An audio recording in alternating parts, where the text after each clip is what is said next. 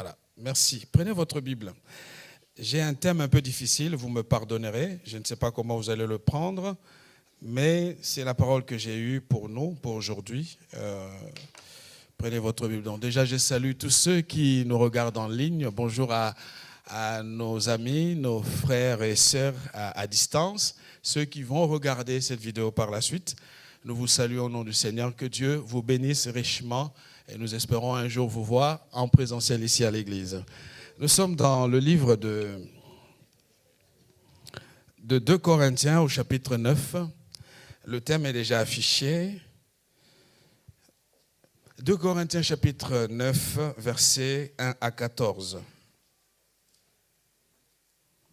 2 Corinthiens chapitre 9, versets 1 à 14. Ça, c'est notre première lecture. Elle est longue, excusez-moi, mais on va la faire quand même pour comprendre dans quelle direction nous allons. Et nous avons un deuxième texte qui est dans Genèse 8, verset 22. Genèse chapitre 8, verset 22. Et puis il y aura Galates chapitre 6, verset 7. Nous commençons par le premier texte. Il est superflu que je vous écrive touchant l'assistance destinée aux saints. Je connais en effet votre bonne volonté dont je me glorifie à votre sujet auprès des Macédoniens. La quai est prête depuis l'année dernière et votre zèle a stimulé la plupart. J'envoie les frères afin que l'éloge que nous avons fait de vous ne soit pas réduit à néant sur ce point-là et que vous soyez prêts comme je l'ai dit. Il ne faudrait pas, si les Macédoniens m'accompagnent et ne vous trouvent pas prêts, que cette assurance tourne à votre confusion, pour ne pas dire à la vôtre.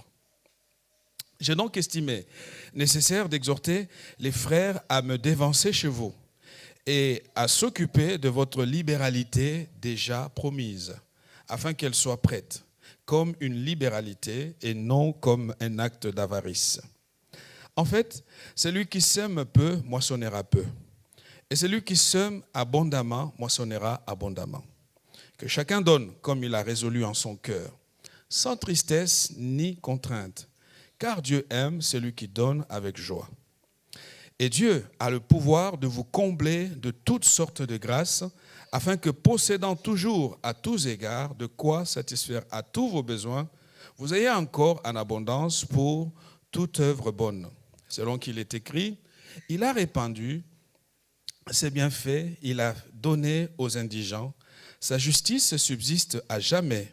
Celui qui fournit de la sémence au semeur et du pain pour sa nourriture vous fournira et vous multipliera la sémence. Et il augmentera les fruits de votre justice. Vous serez de la sorte enrichi à tous égards en vue de toute espèce de libéralité qui, par notre moyen, aura pour résultat des actions de grâce envers Dieu. Car le service de cette offrande, non seulement pourvoit aux besoins des saints, mais fait abonder de nombreuses actions de grâce envers Dieu. Vu la valeur de ce service, il glorifie Dieu au sujet de votre obéissance à confesser l'évangile de Christ et de la libéralité de votre communion envers eux et envers tous. Il prie pour vous avec tendresse à cause de la grâce surabondante que Dieu vous a faite. Grâce soit rendue à Dieu pour son don ineffable. Genèse nous dit, tant que la terre subsistera, les semailles et la moisson, le froid et la chaleur, l'été et l'hiver, le jour et la nuit ne cesseront pas. Tant que la terre subsistera, les semailles et la moisson, le froid et la chaleur, l'été et l'hiver, le jour et la nuit ne cesseront pas. Galates nous dit, ne vous y trompez pas, on ne se moque pas de Dieu. C'est qu'un homme aura semé, il le moissonnera aussi. Nous allons prier. Seigneur, nous avons besoin de toi ce matin. Tu nous as fait venir en cet endroit pour que nous puissions t'adorer, mais aussi entendre ta voix. Et parce que c'est toi qui as des choses à nous transmettre. Et nos vies sont entre tes mains. Nous prions pour que ta parole accomplisse tes desseins. s'il te plaît, parle comme tu comptes le faire, avec ta délicatesse, mais aussi avec ta rigueur de père. Nous voulons simplement nous placer à ton écoute et te laisser accomplir ta volonté. Bénis ta parole donc, accorde-nous la grâce de la transmettre. Au nom de Jésus, Amen. Je voudrais poursuivre 3 objectifs ce matin au travers de ce message. C'est important de le partager parce que la plupart des gens, certains en tout cas, ne comprennent pas comment fonctionne une église ou comment avance l'évangile, le témoignage de l'évangile. Et le but de ce message est vraiment de nous encourager à multiplier nos efforts de générosité pour que nous ressemblions à Dieu, notre Père, lui qui est généreux à tous égards. Je sais que si nous nous sommes réunis, nous avons un cadre, nous nous sommes rassemblés, il y a toute une structure qui permet qu'il y ait fonctionnement, qu'il y ait progrès. Et l'évangile a toujours besoin, dans quelque lieu qu'il est prêché, il a toujours besoin des mains et des bras qui permettent qu'il y ait le message de cet évangile propagé aux autres. C'est ce que l'apôtre Paul fait ici dans l'Épître aux Corinthiens, où il prend le temps de reconnaître les efforts des Macédoniens, d'encourager cet acte de générosité, de libéralité, parce qu'il n'y a pas de témoignage de l'Évangile sans la contribution des hommes et des femmes qui croient que le salut que Dieu leur a offert est beaucoup plus important que les biens matériels de ce monde. Et donc, mon objectif ce matin est de nous inciter davantage. Nous le faisons déjà pour la plupart peut-être, mais nous pouvons encore faire mieux. Nous pouvons encore faire plus. Et donc, encourager à adopter une culture de la générosité, afin de ressembler à Dieu, parce que notre Dieu est généreux. Et l'autre objectif que je compte poursuivre ce matin, c'est de rappeler que les principes immuables de Dieu ne changent pas. Il y a une corrélation, il y a un lien entre la sémence et la récolte. Ce sont les lois de la nature. Ce sont les principes établis qui, même si un païen les met en pratique, il vivra les résultats. Voilà pourquoi on a beaucoup de chrétiens qui vont aller au ciel, ils attendent le retour de Christ, c'est formidable. Mais il y en a aussi qui, sur la terre, comme Joseph d'Arimathée, qui croyait en Jésus-Christ, pouvait être un homme béni dans ce monde, mais aussi béni dans les cieux. Dieu n'est pas contre la richesse. Dieu n'est pas contre la richesse. Je sais qu'en France, c'est un sujet tabou. On a du mal à connaître le salaire de quelqu'un. Même entre collègues, chacun cache son bulletin de paye. Mon but n'est pas de changer la France. Mon plaidoyer est simplement d'inciter les chrétiens, les enfants de Dieu, à un regard beaucoup plus étendu. Et donc l'autre but, il faut comprendre qu'il y a des principes qui sont immuables, qui ne changent pas. Des principes qui sont établis. On a vu avec le texte de la Genèse, chapitre 8, verset 22, Dieu s'engage en disant « Tant que la terre subsistera ». Les semailles et la moisson, le froid et la chaleur, il montre que ces choses marchent ensemble. L'été et l'hiver, le jour et la nuit ne cesseront pas. Dieu pose le cadre pour dire « Je veille sur mes principes pour garantir la vie ». Et c'est important. Et l'autre objectif, c'est de nous donner l'opportunité, nous tous ensemble ici, de nous donner davantage l'opportunité d'emprunter le chemin de la liberté. On est libre lorsqu'on n'est pas esclave des acquisitions matérielles. On est libre lorsqu'on est capable de désacraliser Mammon, la divinité de l'argent. Et c'est intéressant de voir que quand Jésus est venu dans ce monde, il a parlé de... Les gens, appelait tout ce qui bougeait Dieu.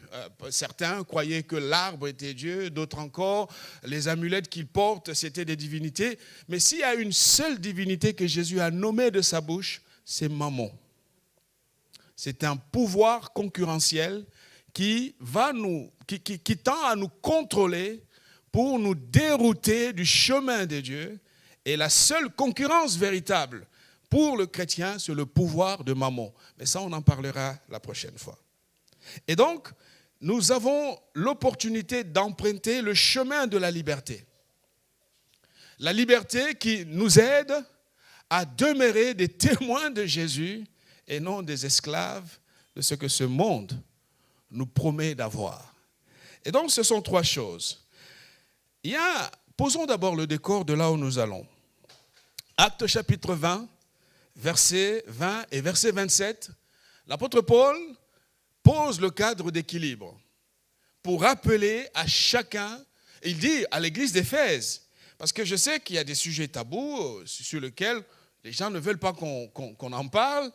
Et Paul dit aux chrétiens d'Éphèse, dans ce texte d'Acte 20, il dit, sans rien dissimuler, sans rien cacher, je vous annonçais et je vous enseignais publiquement et dans les maisons. En d'autres termes, que ce soit dans ces prédications publiques, que ce soit dans le cadre des églises des maisons, que ce soit dans le cadre privé, l'apôtre Paul a pris l'engagement solennel de ne pas orienter un message que dans une certaine direction. Il assume, il dit publiquement, je vous ai enseigné tout ce qui vous était utile. Et au verset 27, il reprend la même phrase, il dit, car sans rien dissimuler, il y a des gens qui cachent tout aujourd'hui. Il y a des prédicateurs qui n'aident pas les enfants de Dieu. Ils vont orienter le message qui est dans une certaine direction, oubliant de comprendre que le message de l'évangile, c'est tout le conseil de Dieu. Autant on peut parler de la sainteté, autant on peut parler de la sanctification, autant on peut parler de la persévérance, on parlera de la foi, on parlera de la joie, mais on a aussi le droit de parler de l'argent, parce que sans les finances, il n'y a pas d'église. Il n'y a pas de royaume de Dieu. Ce que vous donnez, ce que nous donnons, nous tous, ici, dans l'église, permet que l'église porte ce témoignage de l'évangile. Il y a des gens qui disent que il ne faut pas avoir des amis qui ont de l'argent. Vous savez, Jésus n'avait pas que des pauvres autour de lui. La femme du trésorier de Philippe faisait partie de l'équipe qui était avec Jésus. Joseph d'Arimathée, un homme très riche, prête sa tombe à Christ. Et il porte sa croix. Ça montre que le problème, ce n'est pas l'argent. Le problème, c'est notre motivation et notre comportement. Ce matin, j'aimerais, comme Paul, le dire en disant, nous avons besoin d'annoncer tout le conseil de Dieu. Tout le conseil de Dieu et non quelques éléments seulement. Vous devez savoir que dans la Bible, il y a plus de 2084 allusions à la richesse et à l'argent dans la Bible, dans votre Bible. Par contre, vous trouverez 215 allusions en rapport avec la foi. Vous voyez, le rapport est différent. Et puis on a 208 allusions en rapport avec le salut. Ça montre que c'est aussi important de parler de la générosité. Amen. Je sais qu'il n'y aura pas beaucoup d'amen. Mais... Le problème, ce n'est pas l'argent. Le problème, c'est nos motivations. Matthieu, un jour, Jésus Et Jésus est interpellé, il fallait qu'il paye ses impôts. Il fallait payer la taxe. Alors, lui, fils de Dieu, il n'a pas dit on va prendre 7 jours de jeûne et prière pour chasser cet esprit d'argent. Il ne l'a pas fait. On lui réclame ce qu'il faut faire et en tout bon citoyen, il comprend qu'il doit participer. Verset 27, il dit, mais pour ne pas les scandaliser, en d'autres termes, tout m'appartient en fait, mais pour ne pas les scandaliser, va à la mer, Matthieu chapitre 17, verset 27, jette l'hameçon et tire le premier poisson, avec des précisions. Tire le premier poisson qui viendra. Ouvre-lui la bouche et tu trouveras un statère. Prends-le, c'est une pièce de monnaie, prends-le et donne-le leur pour moi et pour toi. Frères et sœurs, dans la perspective biblique, évitons les clivages. Il n'y a pas la séparation. Quand on prend l'exemple des Juifs avec le judaïsme, ils n'ont pas cette notion de séparer les choses. Quand on prend l'exemple des musulmans, ils ne séparent pas. L'argent bon, je ne vais pas citer le pays, nous sommes en ligne, l'argent de certains pays, s'il y a des lois qui changent en France, c'est parce qu'il y a l'argent de certains pays qui financent les choses ici chez nous. J'aimerais dire que les riches aussi hériteront du royaume des dieux. Ne comprenons pas les propos de Jésus dans un contexte polémique. C'était dans un contexte de polémique, et là, il dénonce un mauvais comportement, mais il n'a pas dit que tous les riches finiront et périront en enfer. Arrêtons quand c'est l'Église, on va donner des miettes. On va donner le secondaire.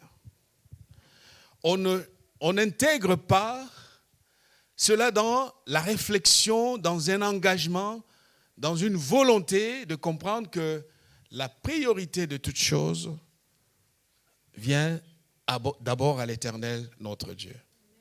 Donc, cette culture est un élément, un argument, ou je dirais même un instrument de l'ennemi lui-même qui veut nous maintenir dans une certaine position de ce sujet est tabou. Il n'y a pas de sujet tabou devant le Seigneur.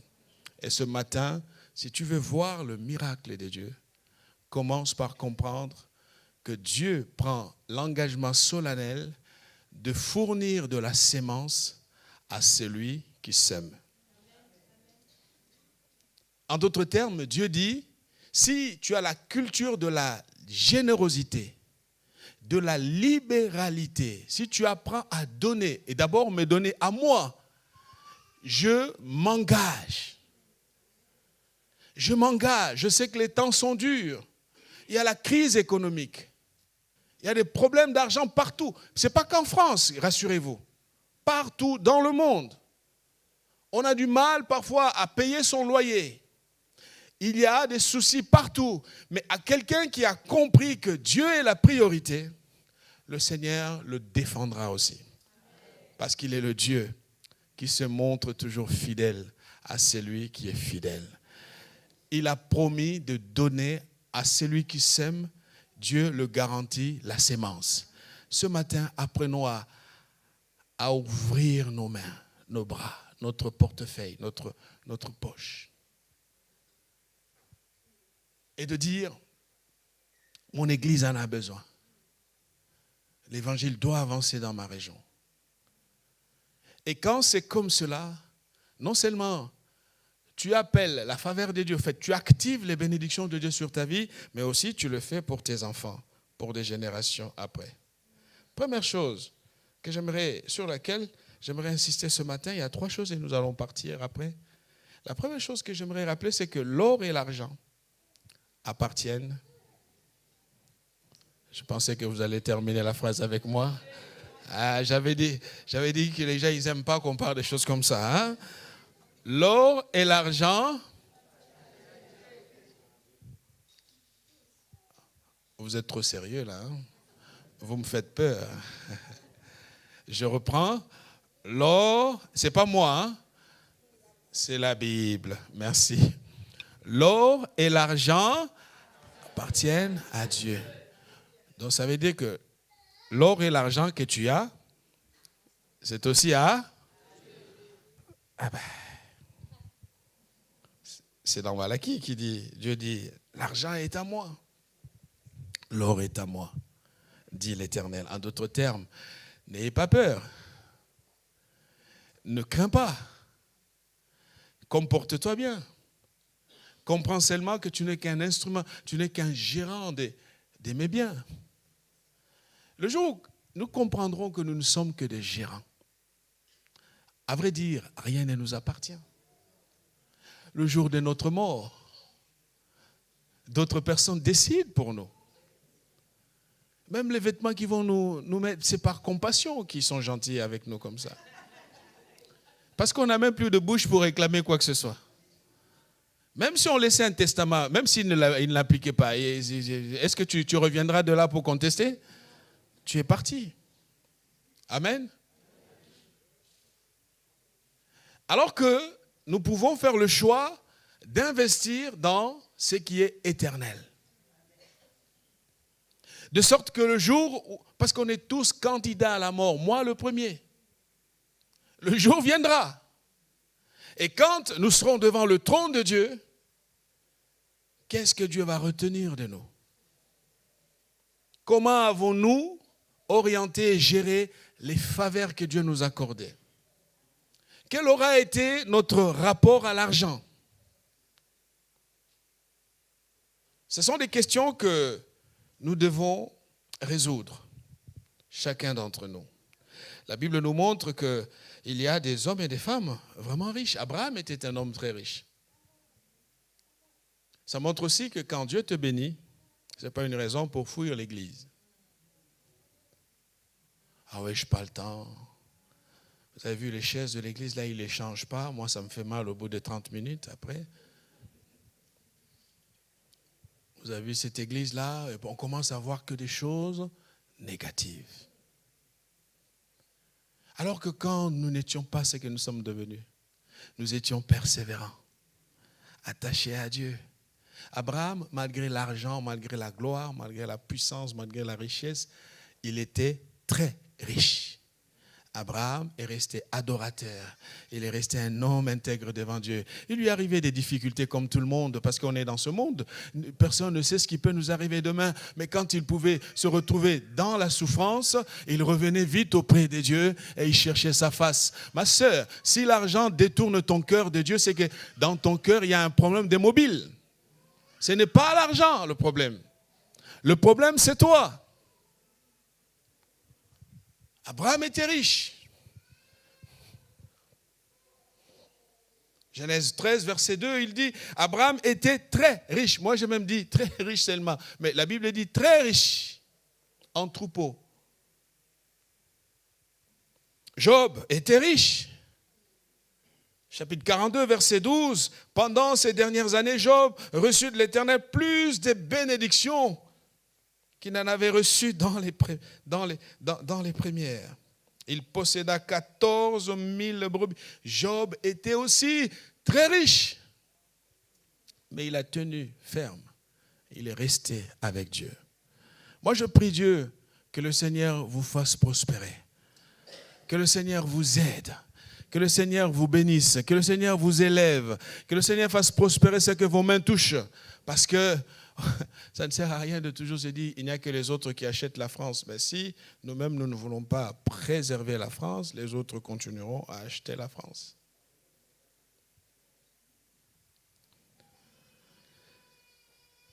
Salomon était très riche. Très riche, Salomon.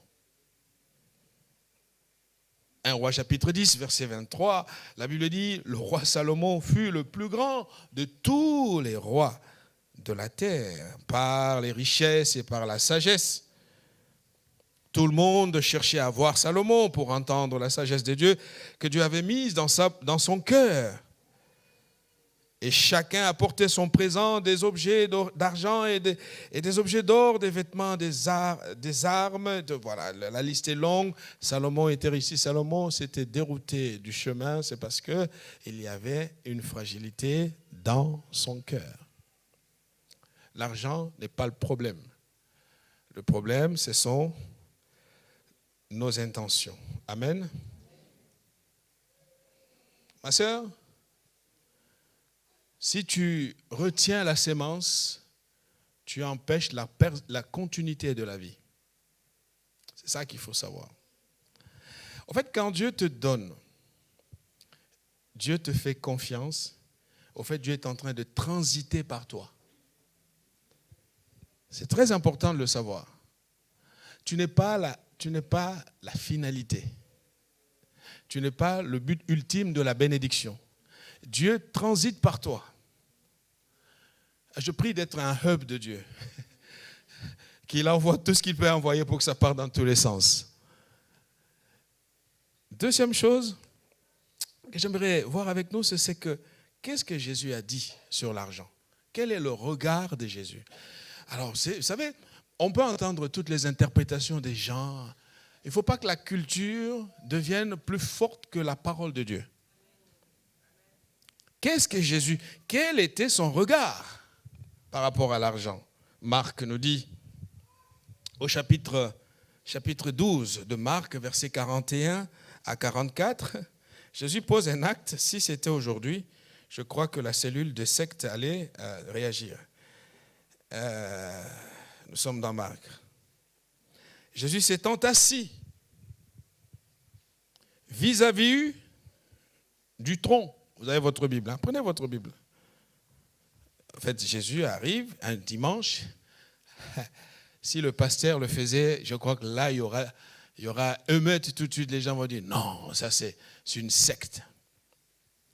Jésus est allé s'asseoir. C'est dans votre Bible. J'aime quand on donne un verset, qu'on ouvre la Bible. C'est important parce qu'on peut vous...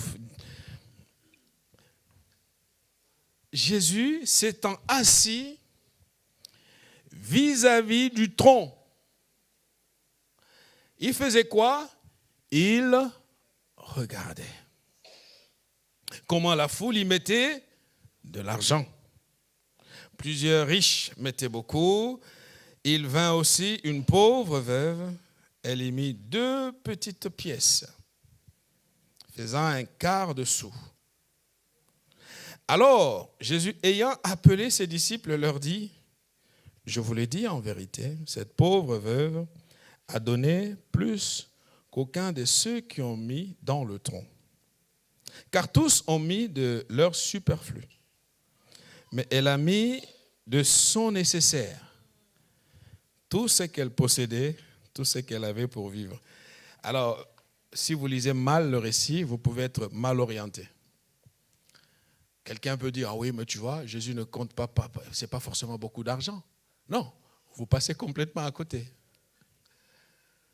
Ah, il y a quelqu'un qui va arriver avec 2 pièces et il trie. Il sécurise. Il sécurise ses billets. Vous savez, un jour, le Seigneur est bon.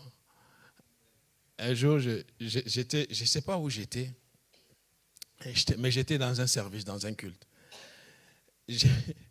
J'avais plusieurs billets dans ma poche.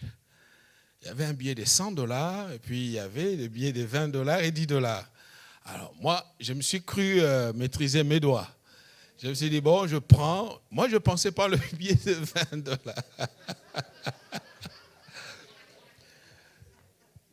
C'est le billet de $100 qui est sorti.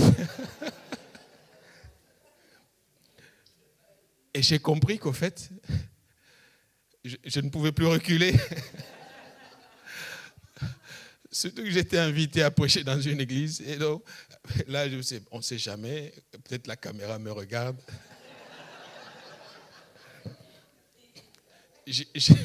J'ai mis mon billet. Non, Dieu est venu se servir. Dieu a vu que mon cœur n'était pas droit.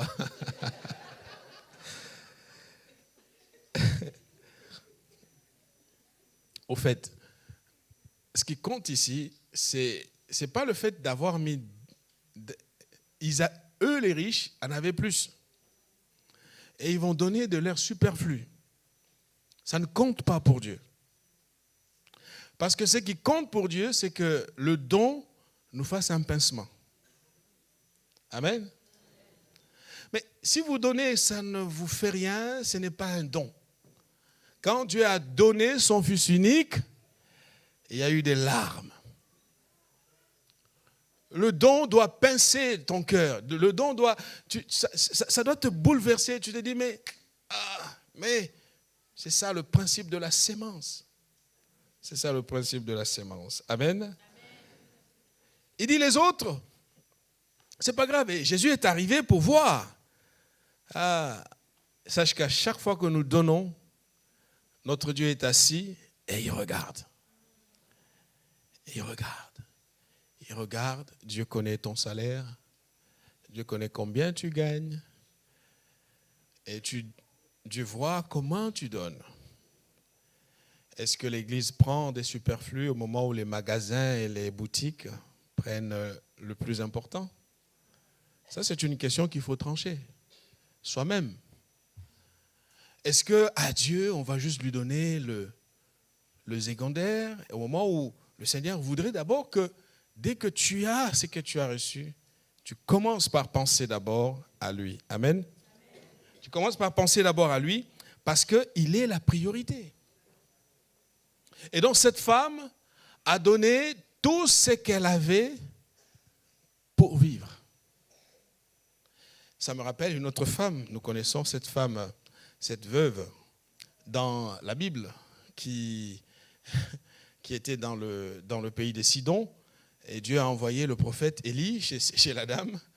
Et Dieu lui a dit, j'ai prévu, quelqu'un va te nourrir. Vous savez, les calculs de Dieu, nous ne sommes pas dans son conseil en permanence. Parfois, ce sont des calculs qui nous dépassent. Dieu envoie le prophète chez la femme en disant au prophète, j'ai déjà pris des précautions. La crise est ici, mais je te nourrirai. Mais comment est-ce que Dieu... Quand le prophète arrive dans le pays des Sidon, Dieu l'oriente vers une femme qui n'avait qu'un repas qui restait pour elle et pour ses enfants. Voilà la personne chez qui Dieu a dit à son serviteur que j'ai prévu de te nourrir. Frères et sœurs, notre Dieu est le Dieu des miracles. Quand cette femme, elle est arrivée, le prophète lui a dit, fais-moi à manger. Elle explique son problème au prophète. Le prophète aussi a compris les voies mystérieuses de Dieu. Elle dit, fais-moi cela, tu verras ce qui va se passer. Et nous savons ce qu'elle a donné tout ce qu'elle avait. En fait, le miracle intervient lorsque nous avons la capacité d'accepter le sacrifice. Tant que c'est du superflu, ça ne touche pas le cœur de Dieu. Parce qu'il n'y a pas le prix du don. Quand c'est ce que nous avons, alors là, nous appelons Dieu à intervenir. Je peux multiplier des exemples. Isaac, c'était le seul enfant d'Abraham. Son seul fils unique, fils de la promesse, vous avez bien compris. Et c'était le seul enfant sur qui il y avait des promesses, et Dieu réclame cet enfant. Quand Abraham a accepté de le sacrifier, c'est alors que le miracle est intervenu. Ma sœur, mon frère, le miracle de Dieu n'attend que tu respectes le principe A et tu verras, le miracle viendra comme le principe B. Je nous prie, frères et sœurs, je sais que les temps sont difficiles, mais que notre cœur ne s'endurcisse pas. Restons ouverts et fidèles, parce qu'à la personne qui sème, Dieu promet la sémence. Troisièmement, et nous allons prier, la troisième chose, c'est le regard des apôtres. Quel était le regard des apôtres sur l'argent? Je demande tous ces regards-là pour que... On a vu le regard de Dieu lui-même, on a vu le regard du Seigneur Jésus, et nous avons ici le regard des apôtres pour avoir un peu tous les angles qui vont nous permettre de prendre une bonne décision. 1 Corinthiens chapitre 16, verset 1 à 5, je lis rapidement. Pour ce qui concerne la collecte en faveur des saints, agissez vous aussi, il leur dit, vous devez aussi agir. Ne laissez pas que certains donnent. Vous aussi agissez. Avec vos faibles moyens, avec le peu que vous avez, vous aussi agissez. Il dit, comme je l'ai ordonné aux églises de Galatie, que chacun de vous, le premier jour de la semaine, l'équivalence pour nous de dimanche, mette à part chez lui ce qu'il pourra, selon le pouvoir que l'on a, selon sa prospérité, afin qu'on n'entende pas mon arrivée pour recueillir les dons. Paul avait besoin de ces dons. Il aurait pu dire, nous allons prier, les anges vont venir nous livrer de l'argent spécialement venu du ciel. Non, il dit, vous allez le faire. Et ça continue, verset 3. Et quand je serai venu, j'enverrai avec des lettres pour porter vos libéralités à Jérusalem. Les personnes que vous aurez approuvées, si la chose mérite que j'y aille, moi-même, elles feront le voyage avec moi. J'irai chez vous quand j'aurai traversé la Macédoine, car je traverserai la Macédoine. Beaucoup de choses à dire, mais je vais juste rappeler quelques principes importants que Paul rappelle dans son appel à la libéralité. Il y a d'abord, au verset, il faut savoir, il y a 5 principes que Paul va rappeler sur l'offrande, sur le don. J'aimerais qu'on nous les projette. Le premier principe, c'est que l'offrande ou le don, c'est un acte de reconnaissance envers Dieu. Quand je donne, je me montre reconnaissant envers Dieu. Dieu qui me donne le souffle de vie. Dieu qui me protège sur la route. Il y a tellement des accidents, mais ça ne m'arrive pas à moi. Dieu qui veille sur la santé de mes enfants. Dieu qui, quand je voyage, il m'accompagne. Quand je reviens, il me raccompagne. Dieu qui, quand je dors, je ne sais pas ce qui peut m'arriver dans mon sommeil. Frères et sœurs, vous savez, il n'y a aucune garantie que demain matin, tu te réveilleras. Aucune garantie. Même dans ton sommeil, il peut y avoir une crise cardiaque, il peut y avoir tout ce que tu veux, et puis tu pars. Mais Dieu te donne la force. C'est un acte de reconnaissance envers Dieu. Pourquoi? Parce que Dieu s'est donné lui-même. La Bible dit, grâce soit rendue à Dieu pour son don ineffable. Deuxième chose, l'offrande est un acte de consécration. Quand on donne, on se consacre. On va le voir la prochaine fois. C'est que le seul moyen de se soustraire de l'influence des mammons, c'est de désacraliser mammon. On va le voir. Donc, c'est un acte de consécration. Il dit, car vous connaissez la grâce de notre Seigneur Jésus-Christ, qui pour vous s'est fait pauvre, de riche qu'il était, afin que par sa pauvreté, vous soyez enrichis. Amen. Troisième principe, c'est que l'offrande est un acte de foi. La foi. Amen. Hein? Ça demande la foi. Il dit, en fait, celui qui sème peu, quand tu donnes peu, tu manques de foi. Au moment où tu as le pouvoir de donner plus. En fait, celui qui sème peu, moissonnera peu, et celui qui sème abondamment, moissonnera abondamment. Amen. Quatrième chose, c'est un acte de solidarité. Un acte de solidarité et d'amour envers ceux qui sont dans l'Église. Vous savez, dans l'Église, il y a tellement de choses que l'on fait. Dieu merci. Non seulement il y a toutes les charges fixes pour faire fonctionner l'Église, mais il y a aussi beaucoup d'autres choses que l'Église fait. N'oubliez pas cela. Ce sont les dons des uns et des autres qui permettent de travailler. Le gouvernement n'en voit rien. Le gouvernement n'en verra rien. Parce qu'il y a une séparation nette entre l'État et les cultes. Et je terminerai, on reviendra sur ça la prochaine fois. C'est un acte de combat spirituel. Quand on donne, on combat spirituellement. Contre un pouvoir qui veut nous garder sous l'influence de l'argent. Alors que l'argent n'est pas le maître. L'argent est un serviteur. Nous sommes libres en Jésus-Christ. Et nous devons conserver, protéger, garder précieusement notre liberté. Nous allons prier. Éternel notre Dieu, nous te bénissons pour aujourd'hui. Parler d'argent, c'est toujours sensible, Seigneur, mais il nous faut parler de tous les conseils de Dieu. Cela est pour le bien de chacun d'entre nous. Parce que l'ennemi veut brider notre parole pour continuer à dominer notre cœur par cette forme d'avarice qui est là et qui nous interdit, qui nous empêche, Seigneur, d'être réellement libres en Christ. Sois loué, Seigneur, sois béni pour ta parole ce matin. Au nom de Jésus, Amen.